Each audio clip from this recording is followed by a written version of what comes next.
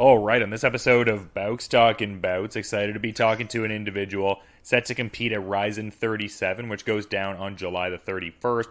It's a heavyweight clash between Tsuyoshi Sudario and Hideki Sekine, and very happy to be welcoming Shrek back onto the program and getting to talk to him ahead of this fight. How is your day going so far there, Hideki? 関根選手、今日お時間いただきありがとうございます。今日の一日の調子は今どんな感じですか？そうですね、今日は、調子というか、今起きたばっかなんですけど、はい。昨日の疲れがまだちょっと残ってる感じですね、練習の疲れが。なるほどね。So as far as my day is going, I just got up and I feel a little fatigued from yesterday's training. Some great work as always to be had at Bonsai Jiu-Jitsu there. 盆栽柔術での練習はやはりいつも体に負荷がかかる練習なんですか？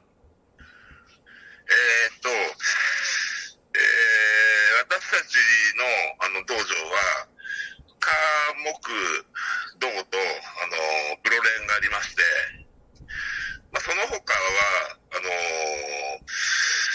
そこまで大変じゃないですか。月曜日はベルートジムという打撃の先生の鈴木弘明選手、怪物君のところに行って、キックボクシングを習い、で水曜日はサトシとグラップリングで、金曜日は柔術ですね、ギオキタ柔術で、その他科目道とキックボクシングと盆栽でキックボクシングと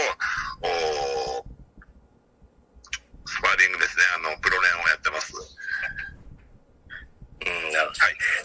So our gym, Tuesdays, Thursdays, and Saturdays, we do professional practice. We have a pro team practice. And on Monday, I go over to Hiroaki Suzuki's gym to learn kickboxing. And on Wednesdays, I spar with Satoshi. And on Fridays, ごめんなさい、関根さん、金曜日って何でしたっけ？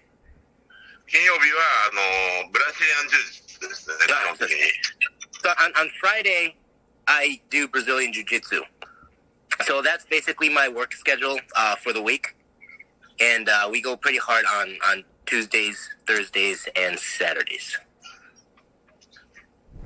Yeah, it sounds like some great work had at those spaces for sure, but it seems like such a great dynamic with the collective at Bonsai, and it seems like, everyone's doing so well with, Roberto getting that victory over Johnny Case recently, and Kleber has just been, doing so great lately, just a multi-fight win streak, multiple first-round finishes and all. Like, how much does the individual successes of each member do to, just rise the, I guess, collective sentiment? I would think that is really motivating and inspiring for everyone to see all that.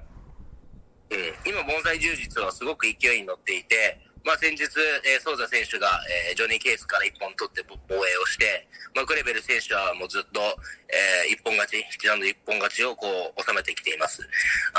個人の成功だったり、勝利っていう連勝っていうものが、チーム内にどれだけのモチベーションを与えたり、どれだけみんなに影響を与えるっていうのって実感しますか？そうですね。ただ盆栽柔術としては個人の勝利を個人と捉えていなくてですね、一人の勝利を家族盆栽ファミリー全体の勝利として、で負けたとしてもそれは盆栽柔術全員の悲しみとして受け取られてますね。So here at Bonsai,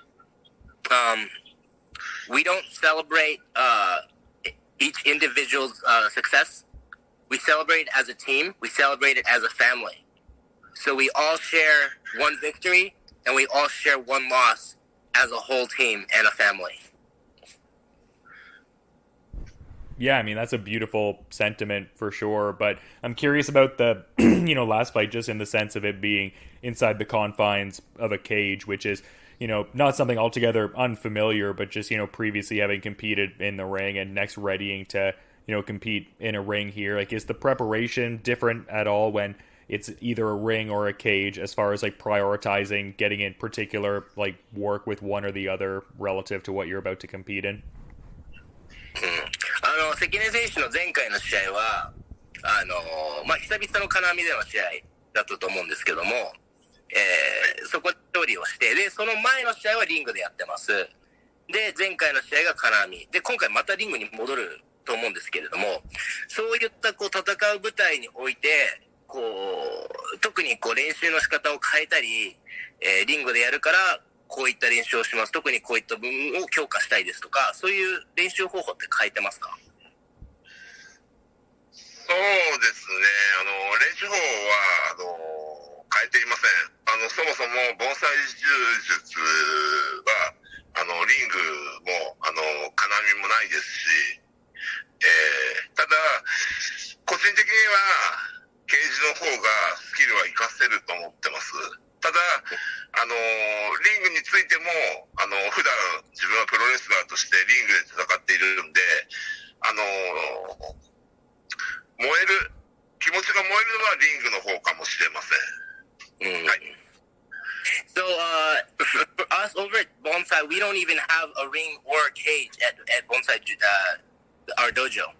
So, we don't really prepare specifically for a certain platform. But personally, I think I can be able to utilize my skill sets better in a cage. That's my personal opinion. But me, also being a pro wrestler, I always compete in a ring. So, for me, I feel like I get more motivated. I can become more passionate in the ring. I would think that's also probably rooted in just, being a fan of everything like that. Like, I remember the last time I was talking to Sekine, he was talking about how much of just, like, an MMA fan he's been for so long and how enamored he was by the Pride shows. So I would think stuff like that also plays a part in it. Just the fact that he's, like, been such a big fan and is, like, such an active competitor nowadays.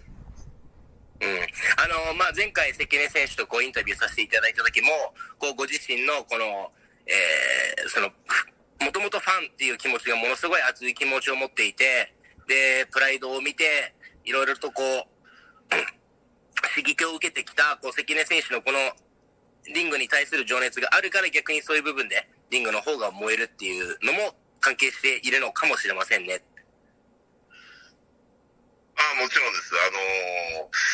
もともとプライドやプロレスラー憧れていたんで、リングでのリングに上がるってことがものすごくこう燃えるというか、上がってる事実自体がすごい嬉しいということがありますね。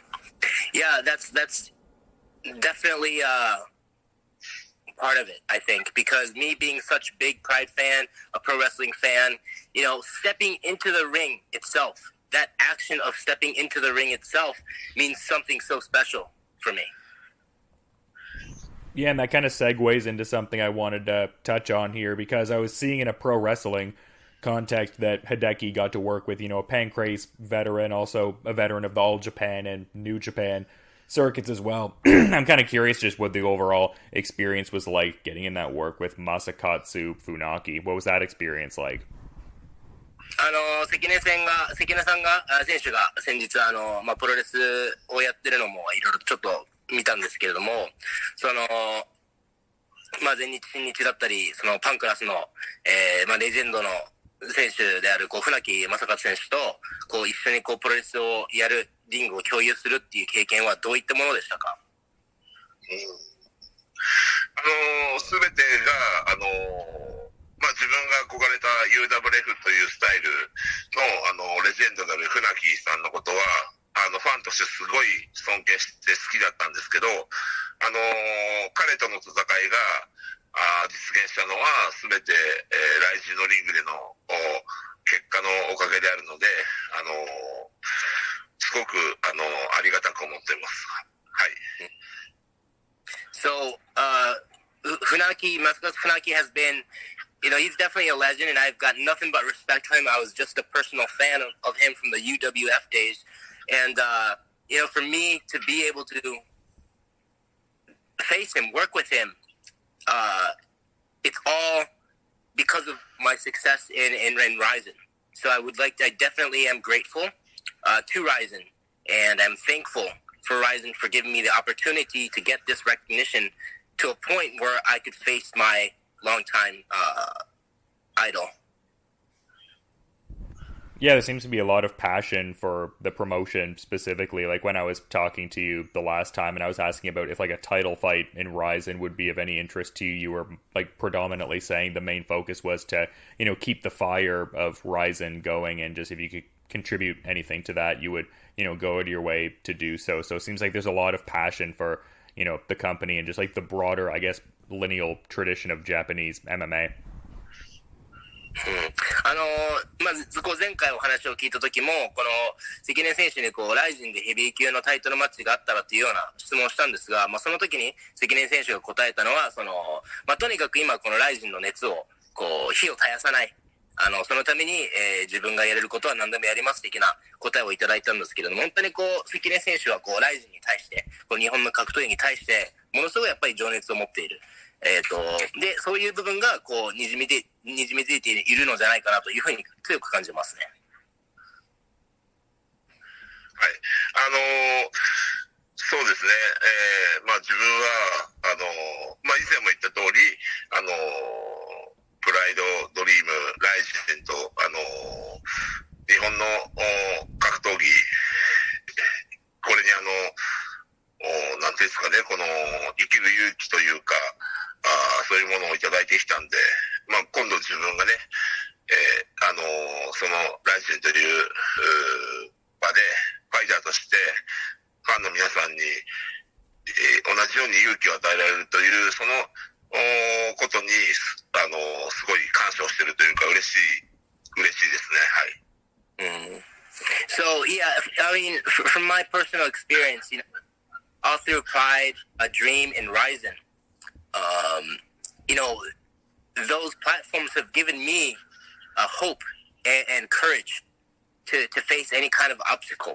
So for me to be fighting in the ring or in Rizin, and now it's my time, it's my turn to give hope and courage to those other people. And I'm very grateful to be able to be in this position, and I'm very grateful for this opportunity to compete in Rizin. Yeah, absolutely. And I touched on the last performance very briefly in the context of it being inside of a cage rather, but just curious to get the thoughts on the actual performance there at Rizin Trigger third there back in April, getting the victory over Satoshi Kamayama with the, grounded knee and the subsequent soccer kick there. Like, what were Hideki's thoughts on the quality of the overall performance there? ちょっと前回の試合をちょっと振り返りたいと思うんですけれども、金網の中で、グラウンド膝サッカーボールキックでの、高健新選手相手にフィニッシュをしたんですけども、ご自身で試合のパフォーマンスをどう評価しますか？そうですね。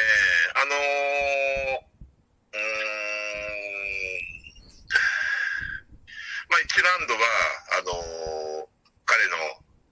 彼が勝負をしたかったであろう打撃、彼ルーキーだったんでね、しっかりと彼のストロングポイントで勝負をしようと思って、で2ラウンドは自分の土俵であるグラウンドっていう、作戦通りっていうこともあり、自分の中では100%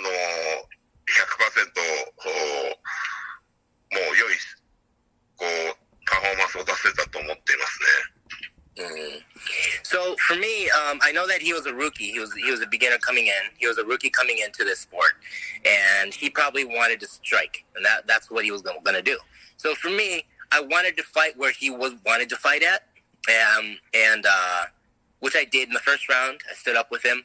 In the second round, I was able to change the tide and fight where I wanted to fight, which was on the ground. And I was able to do so and finish the fight. So for me, everything went as planned. I was able to strike where he wanted to fight, and I was able to fight where I wanted to fight, and I got the finish. So for me, it was 100. Out of 100, I'd give myself 100. Yeah, I'd be inclined to agree with that myself for sure. But now you're getting ready to get out there and fight his more experienced twin brother now in Sudario. Like, what are your thoughts on this matchup? But like, what was the, I guess, initial reaction when the bout offer came your way? 前回のこう試合を経て、今度は、より経験がある、双子の兄であるスダリオ選手と戦うことに なったんですが、ストーリー的にもこのマッチメイクが、オファーがあった時、どんな反応でしたか？そうですね、貴景勝選手との試合に勝てば、当然、スダリオ選手、次やるってことは、自分の中で、予想というか、流れ的にそうなることは分かっていました。で、これは、自分も、自分は49歳なんですけど、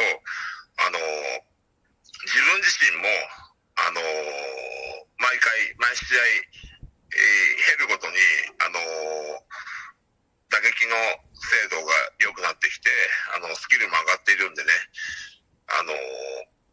スダリオ選手が、貴景勝選手からスダリオ選手にレベルアップしたとしても、自分もそれ以上にレベルアップしてるはずなんで、すごく、いろんなことが試せて、いいんじゃないかと思ってますね。So heading into my last fight against his brother, I was kind of expecting, if I beat this guy, I know I'm going to have to face the other one. So, leading in the fight, I was kind of expecting, after this fight, I was kind of expecting this offer against Sudario. So I wasn't surprised. I'm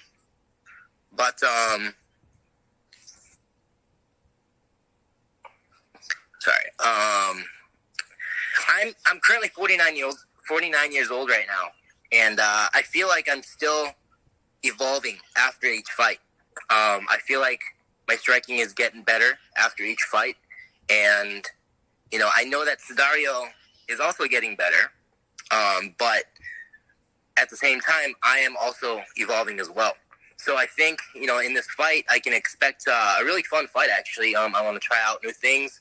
I want to see where my skills can do with this opponent. So I'm very much looking forward for this fight.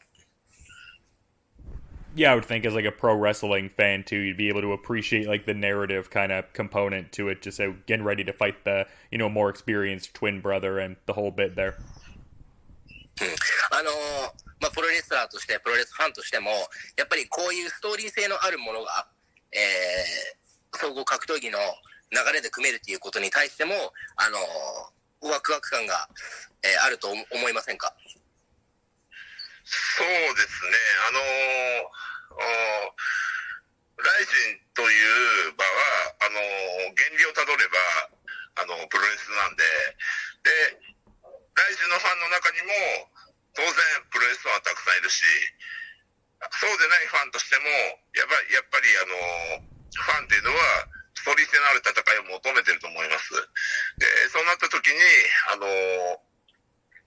大晦日のシビサイ、そして、スダリオ選手はシビサイ選手に負けているし、4月の貴景勝選手は双子の弟である。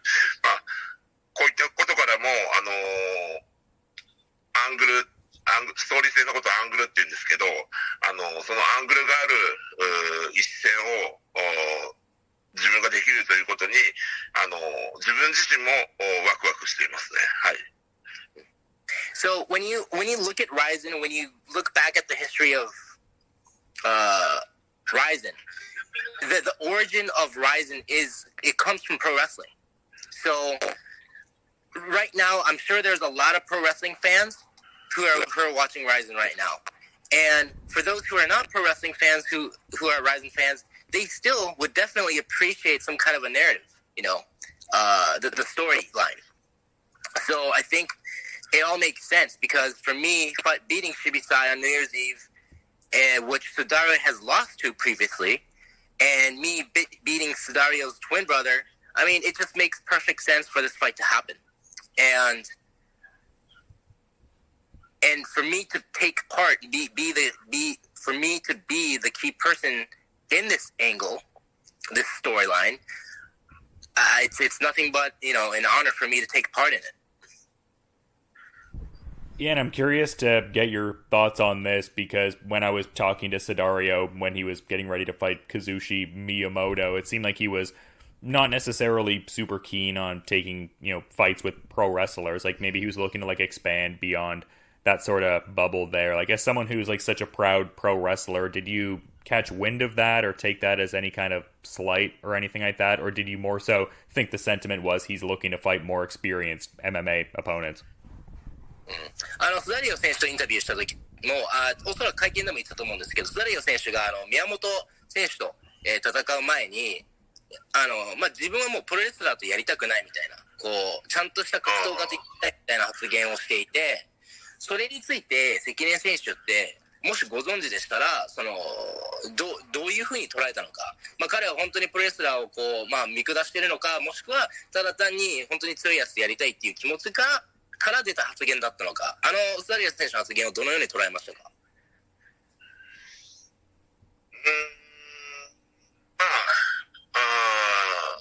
それは両方でしょうね。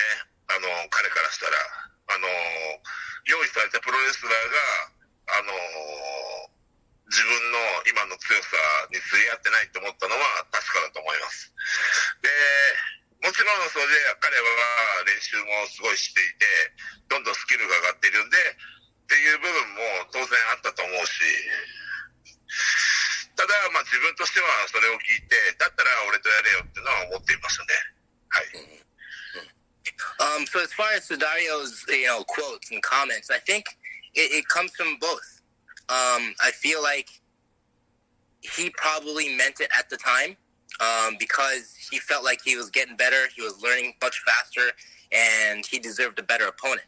And he didn't appreciate, getting pro wrestlers as an opponent. So, I think there's a little bit of both in his words. But for me, when I heard that comment, that statement, I felt like if he doesn't want to face, pro wrestlers, he should fight me.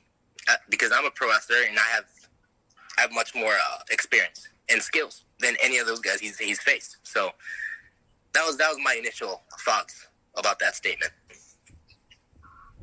Yeah, I would be inclined to, undulate with that sentiment myself there, but I'm kind of curious just as one of the kind of last questions here, just the German suplex has been a big part of the approach for the last while now, and then coming out to the UWF main theme the last time we were talking, like, is that going to be part of this upcoming fight here? Like maybe break out some German suplexes, come out to the UWF main theme. Is that going to be a part of this one here coming up?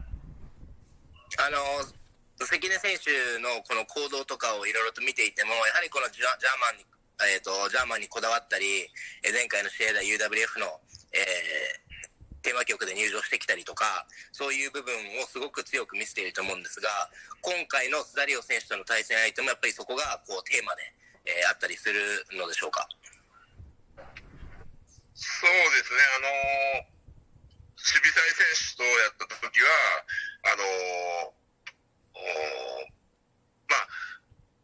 その試合によってテーマは変わるんですけど、渋沢選手の時にはやっぱ自分が憧れていた舞台にプロレスラーとして出るっていうもうその嬉しさというかそういうものがテーマとしてありました。で、大晦日っていうことですね。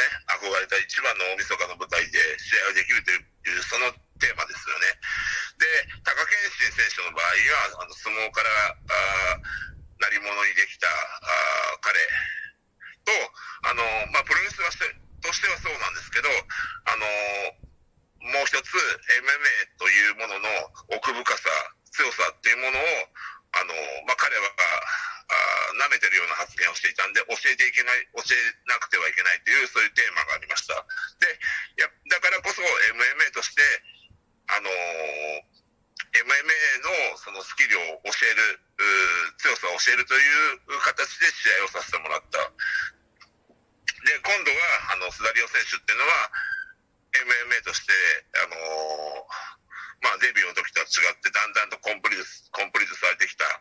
で、次のテーマは試合のスダリオ選手のテーマはやっぱりプロレスラー3人勝っているんで、そのプロレス対スダリオ選手っていうテーマになると思います。はい。So, my approach, my theme for each fight it changes depending on the situation. So my fight against Shibisai was more of the joy, the excitement of me competing, standing on my dream stage, which is the New Year's Eve event. And for me, the theme, my approach for that fight was I was going to go in there, I was going to step into my dream stage as a pro wrestler. So I wanted to show myself as a pro wrestler standing on the New Year's Eve ring. And my fight against Taka Kenshin was, he was making his debut. He had all the attention coming from sumo, and his statements about kind of, what's the word I'm looking for? He was kind of looking down on MMA. He made it sound like, MMA is going to be easy. I'm from sumo, yada, yada. So I wanted to teach him, I wanted to teach him how sophisticated MMA was. And I was going to go in there and show him, as a veteran of MMA, to show him how cruel and how brutal MMA really can be. So that was my theme against Taka Kenshin. For Sudario, I guess he's beaten 3 pro wrestlers already. And I know that, Sudario has gotten much of a better fighter than his debut. And he's being confident in his abilities. And he's beat 3 pro wrestlers before. So I'm going to go in there as a pro wrestler and make sure I'm not going to be his 4th victim. Yeah, he got that first victory over a lad named Dylan James, and my first name and middle name is Dylan James too, so that kind of stung me a little bit to see that too, but I've liked watching Sudario's fights overall. 彼のデビュー戦がディラン・ジェームスという方というプロレスラーと試合をやったんですけども、私もディラン・ジェームスっていう名前でですね、同姓同名の選手とスダリオ選手がやった時はちょっと不思議な感覚がしたんですけれども、スダリオ選手の試合を追って見てみるのも非常に興味深いなというふうに感じましたね。そうですね。ディラン・ジェームスとはプロレス会場で話もしましたし、宮本選手ともね、タッグマッチで、何度も戦ったことあります。味方としてですけどね。で、ミラーマン選手についても、すごくプライベートでもお食事をしたりとかっていう関係もあるんでね、今度の試合はね、本当にもう関係のあるレスラーのリベンジとしてね、すごい燃えていますね。Yeah, so for Dylan, I've communicated with Dylan many times at pro wrestling events. We talk a lot. I've shared the ring with Miyamoto-san many times. And, we fought on the same team for tag matches, So, and for Mino Man, we have a really great relationship. We go out together. And, we have a great relationship. So, for me, all the 3 fighters that he's beaten I have a really good relationship with them. So, it's definitely something special heading into this fight against Sudario. Yeah, there's so much to look forward to at this fight and so many, tendrils to it, as you just alluded to. But always great getting to talk to you, Hideki. I appreciate you making some time, but I also want to be mindful of your schedule and everything like that. So is there anything you might want to add as a parting thought as we're kind of wrapping up here? 本当に関根選手にとっても、私にとってもすごくこの一戦は興味深いものだと捉えてますので、本当にただの試合というよりかはこの試合の周りを囲む人間ドラマだったり、いろんなものが垣間見える、そんな対戦になるっていうふうには思っていますので、もう時間も来てしまったのでここら辺で終わりにしたいんですが、最後にもし関根選手の方から何かリスナーの方に伝えたいものがあれば、ご自由に発言してくださって結構です。そうですね。自分がやっぱり見てもらいたいっていうのは、今まで話した通りの、そういうストーリー性、MMA の一つのスキル以外にも、スダリオ選手自分のストーリー性、アングルっていうのを楽しんでほしいし、もちろん、自分が、戦っている大前提として、アラフィフのおじさんたちに勇気を与えること。あと、病気の人たちにも、希望を与えること。そして、そんなおじさんでも頑張れるっていうことを、子供たちにも、見せてあげたいっていうことがあります。はい。Yeah, so, what I want to say is that I want everybody to enjoy this fight, not only just with the MMA aspect, but as, like, the whole story that we just talked about. There's so much going on outside of just the fight itself. So many emotions, so much wonderful storylines to follow. And I want the people to see that, too, not just the fight.